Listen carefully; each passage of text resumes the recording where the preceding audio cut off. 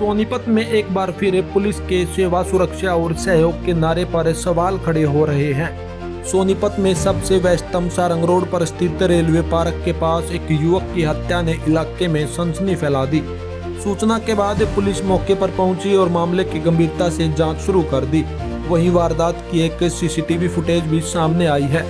ये तस्वीरें सोनीपत के सारंग रोड की इस बात की गवाह बन रही हैं कि सोनीपत में अब खाकी का खौफ खत्म हो चुका है। आपको बता दें कि आज दिन दहाड़े सोनीपत की इसी जगह पर एक युवक की चाकू से हमला कर हत्या कर दी गई। मिली जानकारी के अनुसार सोनीपत के गांव रिठाल निवासी मनदीप अपनी बहन के पास गांव शहजादपुर में रहता था। मनदीप ने 12वीं क्लास पूरी होने के बाद सोनीपत के गैलेक्सी कोचिंग सेंटर में एडमिशन लिया था और पिछले 1 साल से यहां कोचिंग लेता था। रोजाना की तरह मनदीप आज भी कोचिंग लेने सोनीपत आया था। मनदीप 3 बहनों में इकलौता भाई है।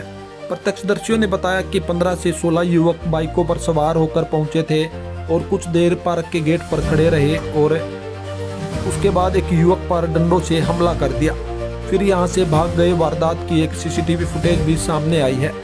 मृतक मनदीप के जीजा राहुल ने बताया कि रिठाल का रहने वाला था और पिछले 4 साल से उन्हीं के साथ रहता था और सोनीपत के कोचिंग सेंटर में एक कोचिंग लेता था। हमें सूचना मिली थी कि मनदीप को चाकू मारकर मौत के घाट उतारा गया है।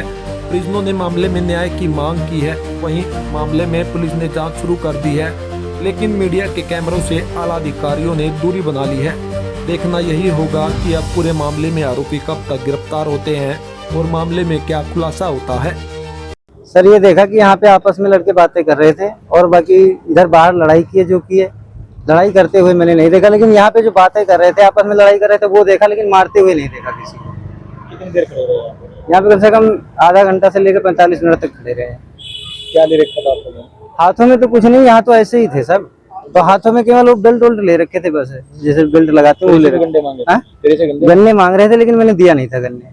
पार्क के अंदर ही घुस रहे थे। पार्क का गेट बंद था, समय है 4 बजे का खुलने का, लेकिन तब समय नहीं था ना खुलने का। किस चीज पे आए थे? बाइक पे आए थे सब लोग। कितने लड़के होंगे? 10-12 लड़के रहे होंगे कम से कम। बाइकों पे सब हाँ, सब कुछ पैदल इधर से आए थे, कुछ बाइक से आए थे। पढ़ने वाले लग रहे थे। अब लग तो ऐसे ही रहे थे सब कि कॉलेज के होंगे, हमने सोचा कॉलेज के होंगे आपस में। हाँ, कई बैग टांग रखे थे, कई ऐसे ही थे। चाकू मारा, थप्पड़ मारा था लड़के? ये चाकू तो नहीं देखा सर। डंडा मारा था? गन्ना भी नहीं मारा, गन्ना मैंने नहीं, डंडा मारा था कोई? डंडा तो यहाँ नहीं ले रखे थे, उधर से लाए होंगे, तो बाद में उधर एक डंडा मारा था, बस ये देखा था। अब पता नहीं उसको मारा कि उसने उसको मारा। वो चाकू मारने के बाद भागा था लड़का? चाकू मारने के बाद सर मैं तो फिर अपने काम में, कस्टमर आ गए थे, मैं जूस बनाने लग गया था, फिर मैंने देखा नहीं था कि उसको चाकू मारे या क्या मारे। मेरा नाम राहुल शर्मा है।